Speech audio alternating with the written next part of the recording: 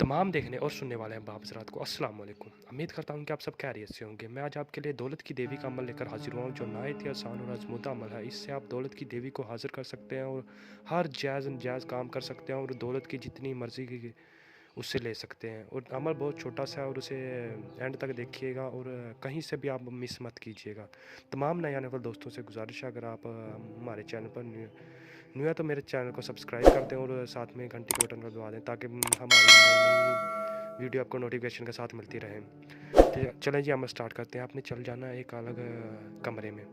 वहाँ पर वो बिल्कुल खाली हो, उसमें कोई चीज़ ना हो, उसमें चल जाना है आपने। वहाँ पर जाके बैठ जाना है। वहाँ पर जाकर बैठ के नीचे फ़र्श पे आपने दारा लगा लेना है। दारा लगा के उसके अंदर आपने बैठ जाना है। उसके अंदर बैठ के आपने ये मंत्र पढ़ना है।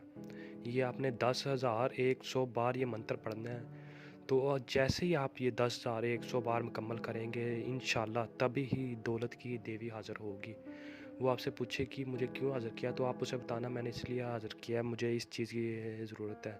अगर आप उससे जायज़ और कोई काम भी लेना चाहते हैं, वो भी आपको करने देगी।